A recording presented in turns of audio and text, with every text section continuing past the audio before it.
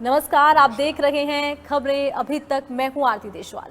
दिवाली की पावन बेला है, ऐसे में ये दिन आपके लिए कितना शुभ फलदायक होगा इस बात पर भी निर्भर करता है कि आप शुभ के जो मुहूर्त हैं वो देखें और तमाम उन वस्तुओं का इस्तेमाल करें जो आपकी पूजा को सफल बनाएंगी। तो तमाम ये जानकारियां देने के लिए हमारे साथ हैं पंडित सुभाष शर्मा। तो दिवाली की शुभकामनाओं के साथ ही आप दर्शकों को बताइए कि किस तरह से ये दिन उनके लिए बेहद खास होगा। बहुत बहुत दीपावली की बधाई आपको। ओम सर्वमंगल मांगल्ये शिवे सर्वासाधिके शरणे त्र्यंबके गौरी नारायणी नमोस्तुते। अश्वदायी गोदायी धनदायी महाधने धन्य जुष्टां देवी सर्वकाम सिद्धि मे। सृष्टि स्थिति विनाशानां शक्तिभूते सनातने गुणश्री गुणमयी नारायणी नमोस्तुते। हमारे दिन बार त्योहार तिथियां जो हैं वो पंचांग के अनुसार चलती हैं। जब ये कार्तिक महीना आता, 3 महीने बहुत विशेष करके होते हैं। माघ का महीना, बैसाख महीना और कार्तिक महीना। ये महीना बहुत ही पुण्यदायी फलदायी महीना है जाएगा। इसमें जब ये मत्स्य का अमावस्या का दिन आता है तो दीपावली का पर्व हम इसे मनाते हैं। तो दीपावली के पर्व को लेकर देखिए कई दिन पहले से तैयारियां शुरू कर दी जाती हैं और दीपावली का पर्व बेहद खास होता भी है। लेकिन इस पर्व को लेकर कई तरह की भ्रांतियां भी है, कई तरह की बातें भी हैं जो आपने सुनी होंगी, जिनमें से सबसे खास ये है कि कहा जाता है कि दिवाली के आसपास टोने टोटके बहुत होते हैं। तो इसको लेकर कुछ खास ख्याल रखने की ज़रूरत है कि किसी का दिया हुआ नहीं खाना या किसी से कुछ लेना नहीं। ऐसा देखिए, लोगों के मन में तो खोल नहीं सकते हैं, लेकिन भ्रांतियां फैल देते जाती हैं। हम सबसे बड़ा त्यौहार हमने कहा है कि आदान प्रदान करने का, उपहार देने का और लेने का जो प्रचलित है, सदियों से चला आया और हम इसे मनाते हैं हर्षोल्लास से। हम 4 दिन 5 दिन पहले धनतेरस से लेकर के और आज के दिन भी और अगले 2-3 दिन तक भी 5-6 दिनों का हम इसको आदान प्रदान करते हैं, उपहार देते हैं, उपहार लेते हैं। और पूजा आराधना अर्चना का बड़ा इसमें महत्व है। वो एक थोड़ी सी प्रचलित है कि इस चीज़ को नहीं उपयोग में करना चाहिए, ये चीज़ दे दे, ये चीज़ नहीं खानी है। ईश्वर का नाम लेकर के सब चीज़ें आप प्रयोग करिए, इसमें कोई संदेह नहीं है। चलिए, जैसा कि आपने बताया कि दिवाली का जो त्यौहार है वो एक दिन का नहीं होता, वो कई दिन का होता है। कई दिन पहले से लोग खरीदारी करते हैं। ऐसे में खरीदारी का बड़ा खास महत्व है दिवाली पर। लेकिन क्या दिवाली पर कुछ ऐसी चीज़ें हैं जो हमें नहीं खरीदनी चाहिए? लोग स्टील के बर्तन बहुत खरीदते हैं, तो क्या ये स्टील खरीदना शुभदायक रहता है? धातु कोई भी हो, हमारे लिए इन दिनों धनतेरस से लेकर के आज दीपावली तक अगले 2 दिन भी हमारे इसको हर्षोल्लास से, जैसे भैया दूज तक इस परम पवित्र त्यौहार को बनाते हैं। अगले कल हम और त्यौहार मनाते हैं, अन्नकूट का, गोवर्धन पूजा आदि का। पिछले दिन हनुमान जयंती का बनाया, उससे एक दिन पहले हमने धनतेरस का पर्व बनाया। परंपरा चली आई है कि नई वस्तु खरीदनी है। कोई सोना खरीदता, कोई चांदी खरीदता है, कोई तांबा खरीदता है। अपने अपने समर्था के अनुसार कुछ न कोई वाहन लेता है। उसकी शुक्र कहाँ है, कैसे किस स्थिति में बैठा है। कुछ लोग झाड़ू आदि, हल्दी, धनिया, कुछ जो घर में वस्तुएं उपयोग की जाती हैं, उनका कहते हैं कि उनको जो हमारे संत पंथ और ग्रंथ कहते आए हैं कि इनका खरीदना बहुत शुभ कारक होता है। और आज का इन दिनों में खरीदी गई जो वस्तु है वो लंबी अवधि तक होती है। जी, तो जैसी जिसकी जेब अलाउड करती है, यानी कि जो आप खरीद सकते हैं वही धातु खरीद सकते हैं। ऐसा कोई निषेध धातु नहीं है। अगर आप सोना चांदी खरीद सकते हैं तो वो खरीदिए, अन्यथा आप कोई भी धातु खरीद सकते हैं, शुभ फलदायक रहेगा। अब बात कर लेते हैं हम त्योहार से जुड़े पूजा पाठ की विधियों को लेकर। त्योहार को लेकर ये माना जाता है कि अगर आप इस दिन लक्ष्मी माता का विधि विधान से पूजन करते हैं तो लक्ष्मी की प्राप्ति होती है, धन धान्य की प्राप्ति होती है। ऐसे में लक्ष्मी पूजन को लेकर कौन सी सरल विधि है जो एक गृहस्थ आसानी से अपना सकता है और अपने घर पर कर सकता है? हर जगह एक जैसी वस्तु नहीं मिल सकती है। हम किसी को लिस्ट देते हैं, मान लीजिए कि वो घर से 200 किलोमीटर दूर बैठा है, हमारे फौजी भाई बॉर्डरों पर बैठे हुए हैं, उनके पास केवल माता की तस्वीर होती है और घी की जो जगह, लेकिन श्रद्धा से, भाव से, उत्साह से, हर्षोल्लास से इस त्यौहार को मनाते हैं, पर्व को मनाते हैं। जहाँ बात रही हमारी घर की, या कहीं फार्म हाउस है, कोई फैक्ट्री है, कोई प्रोडक्शन वर्क है, कहीं बाहर से घर से 2 किलोमीटर बाहर कोई काम में जो पूजा आराधना अर्चना करनी है, तो उसके लिए हमारे पास सामान होता है दूध, दही, शहद, घी, शक्कर। जब 5 चीज़ों से माता लक्ष्मी को प्रसन्न किया जाता है, षोडशोपचार पूजन किया जाता है। इसके साथ और भी जैसे रोली है, मोली है आदि, इनका बड़ा महत्व है। 5 चीज़ों का कहा गया है, संतुष्टि, तुष्टि, पुष्टि, जरायु आदि 5 चीज़ों का महत्व है। दूध, दही, शहद, घी और शक्कर का। तो ये तो हो गया कि आप अपनी श्रद्धा के अनुसार पूजा अर्चना कर सकते हैं, पंचामृत का विशेष महत्व रहा करता है। लेकिन ऐसे में कुछ ऐसे विचार भी हैं जो समाज में बेहद प्रचलित हैं। वो ये है कि दिवाली के दिन अगर आप लक्ष्मी को प्रसन्न करते हैं तो आपके जीवन में सुख, शांति और समृद्धि आती है। ऐसे में व्यापारी वर्ग को क्या करना चाहिए? दूसरी बड़ी बात है, ऐसे लोग जो नौकरी पेशा है उन्हें क्या करना चाहिए? लक्ष्मी को प्रसन्न करने के कुछ आसान सरल टोटके आप दर्शकों को बताइए। घर में आसन बिछाइए, अच्छा आसन हो, शुद्ध आसन हो, चौकी रखिए, लकड़ की रखिए, किसी भी धातु की हो सकती है दौर की, लेकिन प्रयोग करी हुई ना हो। तो उसके ऊपर लाल वस्त्र, माता लक्ष्मी की फोटो हो, बैठी हुई लक्ष्मी हो, किसी भी धातु का, चाहे तांबे का पात्र हो, थाली हो, कांसे की थाली बहुत बेहतर, नहीं तो आप स्टील की लीजिए, स्टील की भी नहीं है तो पत्तल का बना हुआ होता है, डूना हो, पत्तल हो, उसमें अपने सामान रखिए। उसमें होता है रोली, मोली, चावल, चीनी, शक्कर, फल फूल, सुपारी, जनेऊ, लौंग, इलायची, पान का पत्ता, ये शोर से 16 चीज़ें बन जाती है। माता को सबसे प्रिय जो है वो कमल का फूल है, जिसके ऊपर माता हमेशा हमेशा सुशोभित रहती है, सुसज्जित रहती है। कमल के फूलों के बीज अगर जो उस दिन उपलब्ध हो सकते हैं तो पूजा करने के तुरंत बाद उस तस्वीर को जो घर में आपने रखी है, चांदी के सिक्के पर पूजा करी है, सोने के सिक्के पर पूजा करी है, जो सुपारी के ऊपर आपने रख करके षोडशोपचार पूजन किया है, उस पर तुरंत वो चढ़ाइए। माता की और आराधना अर्चना करिए, माता की आरती करिए, माता के मंत्र बोलिए, जितने आपको मंत्र आते हैं उतने मंत्र आप बोलिए, और माता का कोई बीज मंत्र लीजिए, लक्ष्मी का बीज मंत्र लीजिए और पूरे आसानी से उसे समय व्यतीत करिए। कोशिश करनी कि पूरा सारा इकट्ठा परिवार, आपके परिवार के बच्चे कोई बाहर व्यवसाय करते हैं, नौकरी करते हैं, कोई विदेश में, कोई स्वदेश में है, हो सकता है कि आप इस वक्त को लाइव टेलीकास्ट भी देख रहे होंगे टीवी से कि आप कैसे कैसे पूजा करनी है, विदेश में होंगे, वहाँ भी इसी तरीके से करिए, पूरे भाव से करिए। माता आपको बिल्कुल कामयाबी देगी जो आप जिस लक्ष्य के लिए आप जहां पूजा पाठ पर बैठ रहे हैं। तो ईश्वर आपकी विधि से ज्यादा आपके मन के भावों से प्रसन्न होते हैं। इसी विधान के साथ ही आप अपनी पूजा अर्चना कर सकते हैं। अच्छा, दिवाली पर हमने खरीदारी की बात कर ली, साथ ही हमने बात कर ली कि किस तरह से हम पूजा अर्चना कर सकते हैं। लेकिन दिवाली पर दियों का बड़ा विशेष महत्व है। शाम के समय घर जगमग हो जाता है। कुछ लोग छोटी दिवाली पर यानी कि एक दिन पहले से दिए जलाते हैं, कुछ लोग 5 दिन पहले से दिए जलाते हैं। ऐसे में दियों का क्या महत्व है, किस दिन कितने दिए जलाने चाहिए और इसका क्या समय होना चाहिए, वो भी दर्शकों को बताइए। 5 हो, 7 हो, 11 हो, 21 हो, उससे भी ज़्यादा लोग कर सकते हैं। हम जिस मंदिर में हम पूजा कर रहे हैं, अभी बता रहे हैं, इस मंदिर में लोगों की लाइनें लग रही हैं पिछले काफ़ी दिनों से। खेड़ा मंदिर 28 में त्रयोदशी से ही नहीं, अब कार्तिक महीने के कारण इसका और भी महत्व बढ़ जाता है कि पूजा का ठाकुर जी को प्रसन्न करना, शालिग्राम जी को प्रसन्न करना, तुलसी की पूजा करनी, पिपल की पूजा करनी और गौशाला जा कर के गौ माता की आराधना अर्चना करनी, गौ के जो गेट है, मेन गेट है, वहाँ पूजा आराधना, दीपक जगाना है। आप जितनी आपकी समर्था है 5 जगाइए, 7, 11, 21 जितने कर सकते हो उतने करिए। लेकिन अभी जहाँ आप पूजा कर रहे हैं वहाँ एक तेल का दीपक जरूर जगाएं और घी का दीपक जरूर जगाएं। घी के दीपक पर माता की पूजा करिए और जो तेल का दीपक है उसमें बटुक भैरव जी की पूजा आराधना अर्चना करिए, उसका फल आपको अवश्य मिलेगा। तो घी और तेल दोनों के ही दिए जलाए जा सकते हैं। पूजा अर्चना में केवल आपके मन के जो भाव हैं वो शुद्ध होने बेहद ज़रूरी हो जाते हैं। ये तो हमने बात कर ली है कि हम किस तरह से पूजा अर्चना कर सकते हैं, कौन से दिए जला सकते हैं और कब कितने दिए जला सकते हैं। अब हम बात कर लेते हैं एक दूसरे को लेन देन की। जी हाँ, दिवाली का त्यौहार जब हम एक दूसरे को खूब उपहार देते हैं और हमें भी कई उपहार मिलते हैं। ऐसे में उपहारों को लेकर भी वक्त ने चीज़ों को बहुत बदल दिया है। आजकल मार्केट में कोई प्लास्टिक की चीज़ें दे रहे हैं या ऐसी चीज़ें दे रहे हैं जो केवल उपहार देने के लिए दी जा रही हैं। ऐसे में उपहार का सार्थक होना भी जरूरी है, शुभ होना भी जरूरी है। तो शुभता की प्राप्ति कैसे हो? किसी को हम देते हैं, बहू बेटी बहन हमारी इंतजार करती है, हमारे बुजुर्ग आज से दिल्ली बैठे हैं, कहीं बाहर बैठे हैं, वो भी इंतजार करते हैं कि बच्चे आएंगे तो हम उनको कुछ लेकर के जाएं।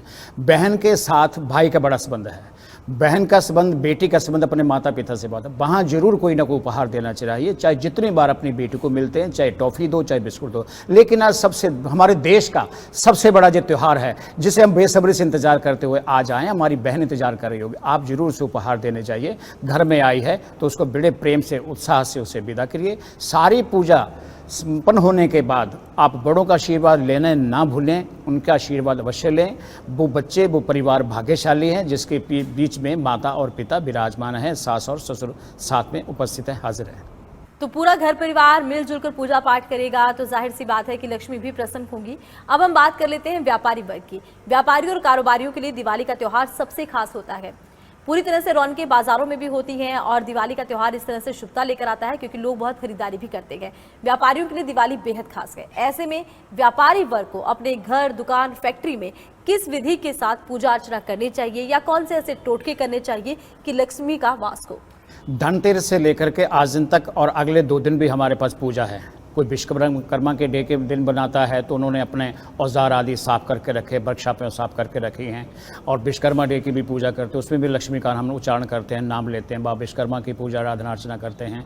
और पिछले 3 दिनों से जो धनतेरस से लेकर के आज दिन तक और अगले दिनों तक भी हम लक्ष्मी की पूजा आराधना अर्चना करते हैं। पहले दिन यानी कि धनतेरस को भी हमने पूजा आराधना करती है दुकानों पर। दुकानों को अच्छी तरह स्वच्छ साफ करें, कोई चप्पल बूट अंदर लेकर ना जाएं, आसन अच्छा हो, वही विधि घर की जो जहाँ घर में रखी थी वही रखें। पूरा परिवार एकत्रित हो, किसी प्रकार का मन में छल कपट बैर ना हो। और खास करके आप ध्यान देना है कि आपने काला और नीला वस्त्र नहीं पहनना है। उसमें पूजा आराधना उसी विधि से करिए, उसी विधान से करिए जिससे करते आए हैं। कोशिश हो सके तो कोई आरती जरूर करिए। माता की, लक्ष्मी माता की आरती मिल जाती है, याद है बोलिए, दुर्गे माता की बोलिए, ओम जय जगदीश बोलिए, जो आम लोगों को अच्छी तरह याद है। रही बात एक ध्यान रखना है जरूर जाकर के, जितने भी फूल आपने चढ़ाए हैं सामने चौकी के ऊपर रखे हुए हैं, इनको बेकार मत जाने देना, इनको पैरों के नीचे मत आने देना। उठने के बाद आसन पे आपके फूल भी पड़े हैं, कुछ पत्ते भी पड़े होंगे, चावल पड़े, उनको एकत्रित करके एक बर्तन में रखिए। 2 दिन 4 दिन के बाद उसके पीपल पर कहीं चढ़ा दीजिए। और आपकी कटोरी में, चांदी की कटोरी में जहां आपने किया है, जब चांदी की है, कोई पात्र रखा है, कांसे का है, जिसमें अपने सारी पूजा करी सिक्के की, उसको चरणामृत के रूप में सारा परिवार उसे एक ग्रहण करे। उससे बहुत से आयुर्वेदाचार्य धन्वंतरी वाले दिन हमने ये देखा है, और आयुर्वेदाचार्य जब पूजा करवाते हैं तो इसको बिल्कुल तन से मन से बड़े भाव से इसे स्वीकार करते हैं कि एक ये औषधि का रूप धारण कर लेती है। ये पूजा आराधना में चढ़ा हुआ चरणामृत जो है, जब बाद में हम इसका सेवन करते हैं। तो चरणामृत का सेवन आपके जीवन में समृद्धि तो लाएगा ही, साथ ही साथ स्वास्थ्य की भी वृद्धि होगी। तो चरणामृत जरूर बनाइए और इसका खुद भी पान कीजिए और अपने घर वालों को भी इसे आप दे सकते हैं। अब हम बात कर लेते हैं कि हमने पूजा अर्चना कर ली, घर की साफ सफाई कर ली, खरीदारी कर ली, लेकिन कोई भी त्योहार को, कोई भी व्रत हो, वो तभी पूर्ण होता है जब दान किया जाता है। ऐसे में दीपावली पे दान का क्या महत्व है? क्या कुछ दान कर सकते हैं, कहाँ दान कर सकते हैं? इसमें बहुत बड़ा, एक तो हमारे घर में पंडित जी आते हैं, जहाँ अड़ोस पड़ोस में आदान प्रदान करने का है। अड़ोस पड़ोस की कोई बेटी आई है, बहू आई आ जा रही है, वो कपड़े का दान करते हैं, कोई धन का दान करते हैं, उसे जरूर करना चाहिए।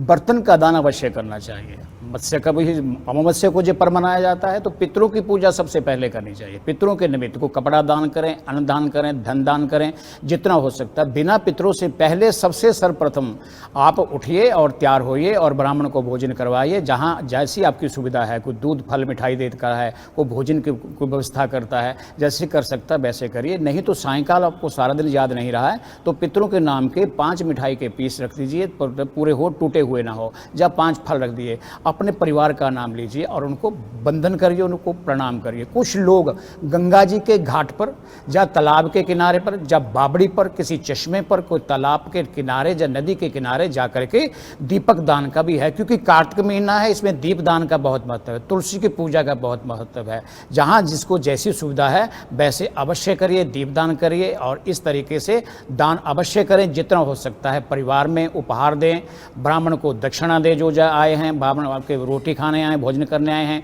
जब पूजा आराधना अर्चना करने आए हैं। मत्स्य का पर्व भी है जो पितरों के लिए विशेष फलदायी होता है। हर मत्स्य को हम पितरों को निमित्त, 14 को पितरों के निमित्त दान पुण्य हवन जरूर करते हैं। तो दीपावली का ये त्यौहार है, भगवान के साथ साथ आपको अपने पितरों को भी खुश करना होगा। तो कुछ खास ऐसे उपाय भी जरूरी हैं जिससे कि आपके पितर पूरी तरह से खुश हो जाएं। बहुत से लोग ऐसे हैं जो दीपावली पर अपने पितरों को वस्त्र दान करते हैं। तो दीपावली पर पितरों के लिए क्या कुछ और खास कर सकते हैं? क्या वस्त्र दान करना चाहिए, क्या जूते दान करना चाहिए, क्या कुछ दान कर सकते हैं, या कोई विशेष विधि हो सकती है पंडित जी? अपनी समर्था के अनुसार अवश्य करें। आपने बहुत एक प्रश्न किया है कि कपड़े या जूते, सर्दी आने वाली हैं, स्वेटर दीजिए, जुराबे दीजिए, आप कपड़ा दीजिए, जो ऊनी के वस्त्र हो उन्हें दान दीजिए, जहाँ किसी को काम आ सके। एक जरूर कार्य करना है कि किसी गरीब को जरूर मीठा भोजन करवाना है, मिठाई जरूर देनी है। हो सकता है कि हमारे घर में हम हर्षोल्लास से बना रहे हैं, हमारे घर के सामने 4 घर छोड़ करके जहाँ ना जाने वो व्यक्ति, वो परिवार किस तरीके से बैठा है, किस तरीके दीपक जगह है या नहीं जगह है, उनके घर में रोशनी करना जरूर चाहिए। उनके घर दीपक जरूर जगाएं, उनको मिठाई जरूर कराएं। अब वो भी हमारे परिवार का हिस्सा है। यूं तो दीपावली का दिन बेहद शुभ है, लेकिन इसमें भी कौन सा वो शुभ समय हो जब आप पूजा अर्चना कर सकते हैं? तो पंडित जी दर्शकों को ये भी जरा बताइए। जितनी रातें बीती जाती है उतना उसमें हम पूजा पे ध्यान देते जाते हैं। कोशिश करें कि अगर जो आज रात को हम गन्ने के रस से माता लक्ष्मी का पूजन करें, या रात को खीर से हवन करें, उसके लिए समुदा खैर की हो। खैर का वृक्ष होता है जो बहुत पक्का होता है, बहुत कम मिलता है, नहीं तो आम की समुदा हमारे पास उपलब्ध होती हैं। लक्ष्मी का बीज मंत्र के साथ श्री सूक्त का, पुरुष सूक्त का या लक्ष्मी अष्टक का पाठ करें। नमस्ते अस्तु महामाये श्रीपीठे श्रीपूजिते शंख चक्र गदाहस्ते महालक्ष्मी नमोस्तुते। श्री सूक्त में मंत्र हैं अश्वदायी गोदायी धनधायी महाधन धन्य में जुस्ताम देवी सर्वकामस देहिवे। हमारी पुस्तकों में, हमारे ग्रंथों में, हमारे पंचांगों में विभिन्न प्रकार के माता की आराधना अर्चना करने के साधन बताए गए हैं। पूरा जप करिए, तप करिए, पूजा के बाद ध्यान लगाइए। कोई माला है, कमलगट्टे की माला है, कोई लक्ष्मी के लिए अपने कोई विशेष पुस्तक रखी है, उसे करिए, पूरे भाव से करिए। नहीं तो हो सकता है तो 11 बार हनुमान चालीसा जरूर पढ़े जा करके। कमल का फूल माता को प्रिय है। अगर ये कमलगट्टे के अगर ये बीज मिल जाते हैं, वो कमलगट्टे की माला की बजाय आप उससे जरूर हवन करें। और जितने हो, जैसे गोमती चक्र है, शंख है, दक्षिणावर्ती शंख है, उसको जाकर घर में रखिए, तिलक लगाइए। केसर का तिलक अगर जो उपलब्ध हो सकता है जरूर करें। हल्दी जरूर लेकर के आएँ बाजार से। सुबह जो आपने खरीदा है ठीक है, अगर और कुछ खरीदना चाहते हैं तो हल्दी का विशेष उसमें करिए। हल्दी साबुत हो चाहे पाउडर हो, उसे घर में जरूर रखें। जहाँ आपने जो सामान खरीदा है उस जगह जरूर रखें जहाँ आपने पूजा आराधना अर्चना कर रहे हैं। रही बात जो टोटके की, उस कमलगट्टे का जो बीज रखा है उसके साथ हवन करें, एक एक चढ़ाएं। गोमती चक्कर का जो समुद्र के किनारे, उसको एक लक्ष्मी का प्रतीक माना गया है, उस पर तिलक लगाएं। सारी रात जितना पूजा आराधना अर्चना कर सकते हैं उतना करिए। आपने देखो कि जितने शक्तिपीठ हैं हमारे, खासकर हिमाचल प्रदेश में जो बगलामुखी का है, वो हजारों लोग वहां जुड़ते हैं और रात को उसका हवन करते हैं। जैसी जैसी उनकी सामग्री वो लिखाते हैं, औषधि लिखाते हैं, और विशेष महामाई कृपा करती है। आज के दिन जो की हुई साधना आराधना प्रार्थना है तो वो फल जरूर अवश्य व्यक्ति को मिलता है। और नजदीक कोई पंडित जी हैं आपके, उनका आदेश लीजिए, उनकी परामर्श लीजिए। जितना समय वो जो समय आपको बताते हैं वो उसके अनुसार आप करें। कोई और रास्ता मिलता है उनके भी करें। कोशिश करें कि हनुमान जी का चालीसा जरूर पढ़ें, हनुमान चालीसा, सुंदरकांड की पाठ करें और माता की पूजा आराधना जरूर करें। और नज़दीक कोई मंदिर है तो वहाँ अवश्य जाएं, दीपदान अवश्य करें,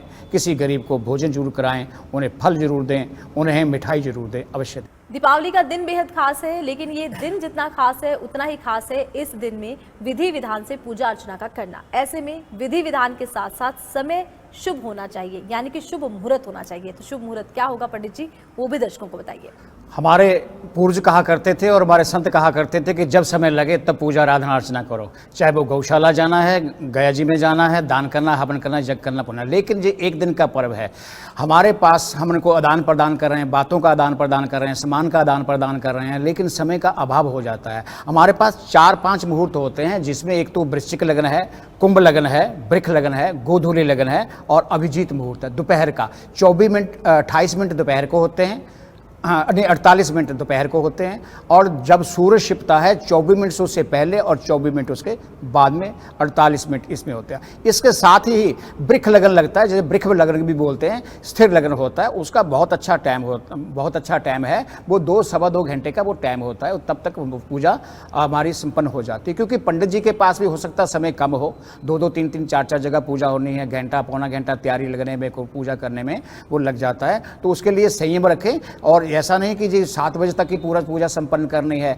हमारे पास सुबह का समय भी है, 8:39 से लेकर 10:57 तक है, 2:45 से लेकर 4:10 तक है। इसी तरीके वृक्ष लगन है 7 से लेकर के 8:57 तक है। गोधूली लगन भी है, जब गायें चारा चुग कर के शाम को जाती है सूर्यास्त के टाइम। और सबसे बढ़िया अभिजीत मुहूर्त हमारे पास आता है दोपहर को 12:50 से लेकर 1:34 तक है। ये 4-5 मुहूर्त हमारे पास है। अगर इसके आगे पीछे भी कोई पूजा आराधना अर्चना करना चाहते हैं तो उसे कर लीजिए, क्योंकि ये बहुत अच्छा पर्व है जिसका बेसब्री से हम इंतजार करते रहे हैं और कर रहे हैं। तो इस तरह से आप भी अपनी दीपावली को बेहद शुभ बना सकते हैं। शुभ मुहूर्त पर शुभ चीजों के साथ अगर आप पूजा अर्चना करेंगे तो हमें उम्मीद है कि आपके घर में भी लक्ष्मी का वास होगा। इसी के साथ ही आप सभी को एक बार फिर से शुभ दीपावली।